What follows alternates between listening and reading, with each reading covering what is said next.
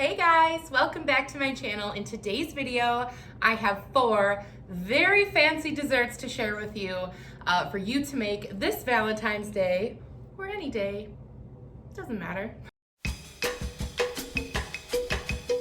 All right, if you're new here, I'm Claire. Welcome to my channel. Come on in, make yourselves comfortable. I hope you're in the mood for something sweet. I decided to really make an array of different things this year that range from things that are a little bit difficult to super easy for our chocolate lovers, for our non-chocolate lovers, and everyone in between. I will leave links to all of the different recipes I'm using down below for your reference if you want to try any of them.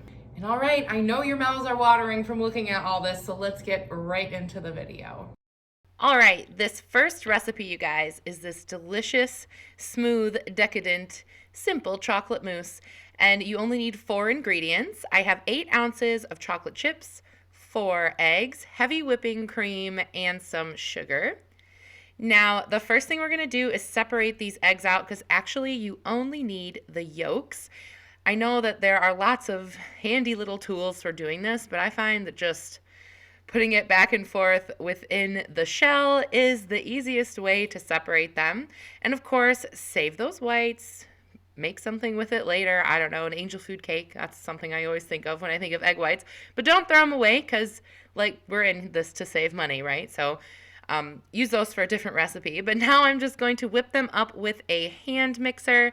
You're going to do this for about 3 minutes. You want the color to change from that like orange yolky color into more of a light, sort of lemony yellow color.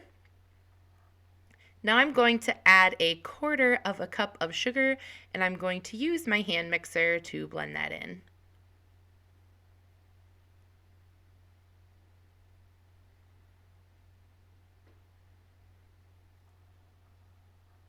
Now I'm going to heat my cream.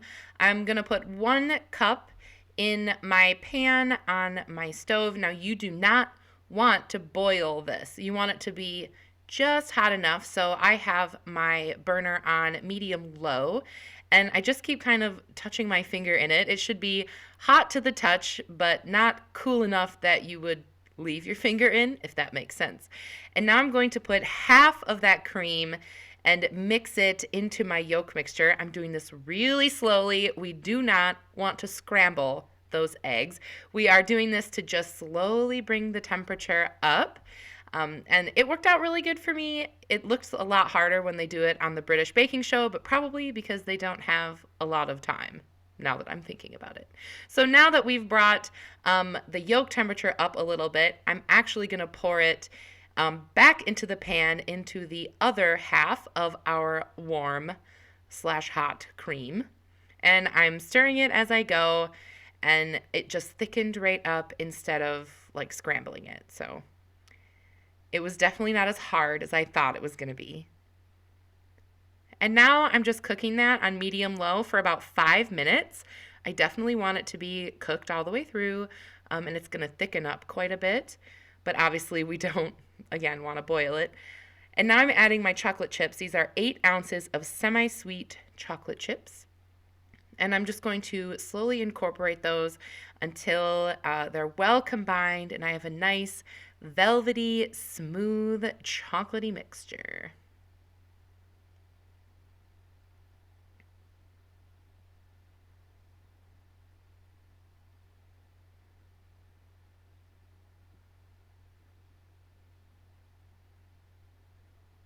Now I am going to pour it into a bowl, and I am going to cover it and throw it in the refrigerator for about 2 hours.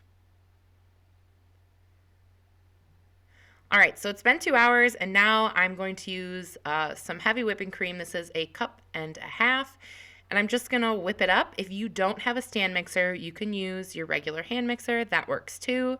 But this is just super fast, so I decided to use my stand mixer, and you're just gonna whip it up until you've got nice stiff peaks. My chocolate is nice and firm, and now I'm going to gently incorporate that whipped cream in. I definitely don't want to like aggressively stir it because I don't want the whipped cream to like break. So I'm just just doing it very gently until it all is incorporated and it's all like the same color and doesn't have any like streaks in it or anything.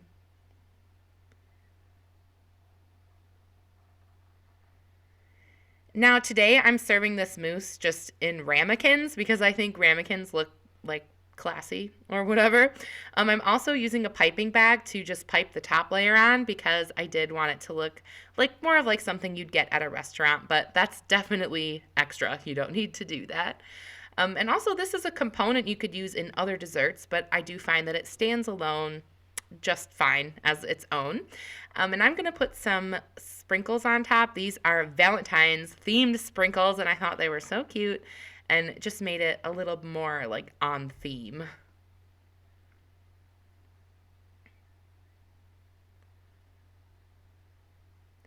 My next recipe is for these delicious, classic, decadent chocolate truffles. So basically, you're going to start off by making some ganache. You need heavy whipping cream, a tablespoon of unsalted butter. You're going to need 8 ounces of semi-sweet chocolate, some vanilla, and I'm using some baking cocoa to roll mine in at the end. But you could skip that if that's not your thing. So I am using these bars of chocolate because the recipe specifically said to use bars. However, with the mousse, I found that the chips worked okay, so probably in a pinch you could use chocolate chips. They're a bit cheaper too. So I'm going to go ahead and chop these up with a knife. Pretty easy. Seemed silly to me that I would avoid buying chips and then chop these up to being small like chocolate chips. If you're a person that works with chocolate all the time and you know the reason why someone would recommend to not use chocolate chips, definitely leave me a comment down below. I'd be interested in that.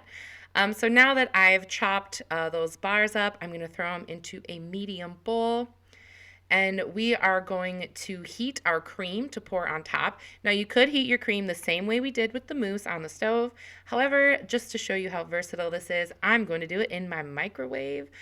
So I think there's a cup of cream in this. I will leave the recipes for all of these down below so you get the exact numbers. And I just microwaved it for about 45 seconds. I definitely wanted it hot, but not like boiling. I just threw my butter right on top there and I'm putting this hot cream over it. And I'm actually just going to let it sit for a couple of minutes. I'm not going to start stirring right away. I'm just going to let it kind of soak in there and everything get all like loose and melty. When it comes time to stir it in, now is the time I'm going to add my vanilla. This is optional. However, I think that high quality vanilla extract just makes everything taste better. So of course I'm going to add half a teaspoon in there just to bring this up a notch. It is Valentine's Day after all, so we can try a little.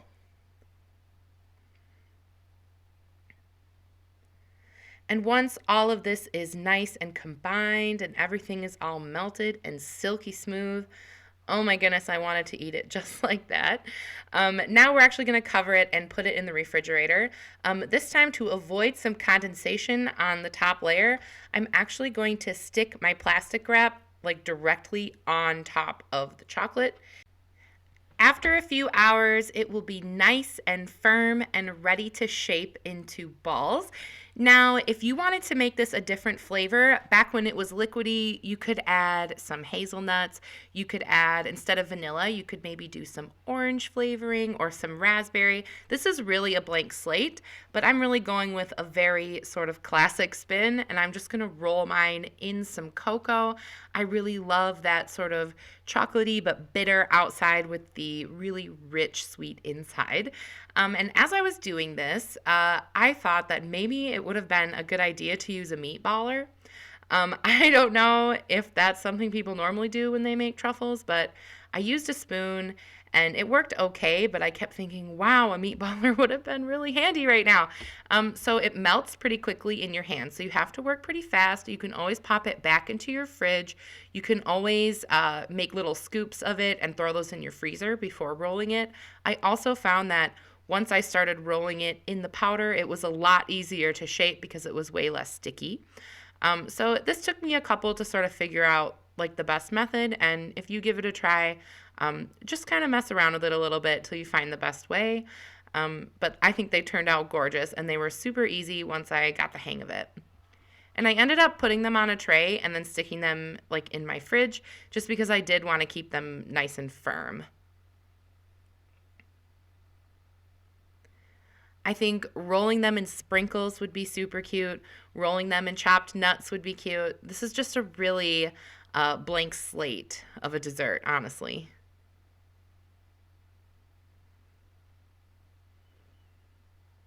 And I thought they were just so gorgeous and classy. You could really put them in a little box and give them as a gift. And you could also put some of these in the box too, because of course I wanted to include something that wasn't just straight up chocolate. I decided to make some cake fudge. This tastes exactly like a slice of birthday cake. You only need condensed milk, white chocolate chips, some cake mix, and some sprinkles. And what I'm going to do here is just heat my entire can of condensed milk with my entire bag of white chocolate chips. I'm just going to heat it until it melts all together, till it's nice and smooth. And then I'm going to add 1 cup of white cake mix. I decided to sift mine over it just so that I wouldn't have any surprise, like powdery lumps in my fudge. So I just did that really quick. It's optional though. And then I added a couple tablespoons of sprinkles. I decided to go the rainbow route on these. And oh my gosh, you guys, it's so easy and it's so delicious. It is like velvety smooth and it's so like cakey. It tastes like a cake and fudge at the same time. It's really a clever one. And the recipe called for an 8x8 tray, but I didn't have one, so I just kind of improvised out of foil and it worked just fine. So don't think you need to buy any like specific pans or whatever for this. And I just spread it out into a nice layer and I added, of course, some more sprinkles on top. And then I let it firm up. I was out of room in the refrigerator, so luckily I'm in Michigan. I just threw it in the garage for a few hours and it got nice and firm.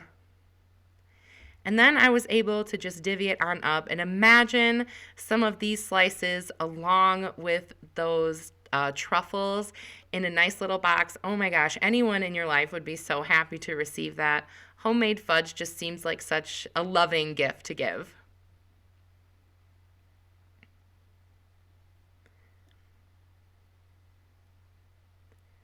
This recipe also is one of my husband's favorite because he isn't a huge chocolate fan, and also my children were absolutely obsessed. My last recipe, it isn't quite a recipe. I'm basically just making chocolate covered strawberries, but I thought I would give you my best tips. Instead of regular chocolate, I always go for a chocolate flavored candy coating when I do basically anything chocolate covered, just because it always turns out better. So maybe opt for a coating instead of real like solid chocolate. My biggest tip I can give you is make sure you dry your strawberries after you wash them really well. Any moisture that gets into your melted chocolate will create lumps in your chocolate, and also the chocolate won't stick to your strawberries. So if you're gonna do this, make sure you dry them. I also really like doing a candy coating because you can microwave them really easy. It doesn't burn, it's not temperamental at all. And when you're done, you can actually just let it harden and then melt it again when you're ready to use it again next time. So it's really a handy way to make these. And really, it's very self-explanatory. You dunk it and you let it dry, and that's it. I just wanted this reminder that you don't need to buy $50 chocolate-covered strawberries. This whole thing cost me just a couple dollars to get all of these materials. I hardly had to dirty any dishes, and I did it in a microwave. So just a reminder that you don't need to spend $1,000,000 to make a really special, thoughtful treat. And of course, you could add sprinkles or a white chocolate drizzle. You could get really creative with these too. But I find just that the classic chocolate-covered strawberry is my favorite.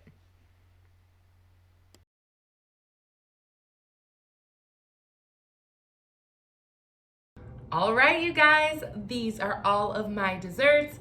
I hope you are excited to maybe try one or two. Let me know what you think in the comments down below. What is your favorite like romantic or Valentine's themed dessert? I would love to hear it.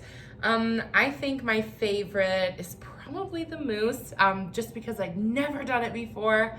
And now I'm interested in perfecting it and maybe trying some other flavors and stuff. So if you are like a seasoned mousse pro, leave me your tips or your favorite sort of flavors or recipes to do with mousse.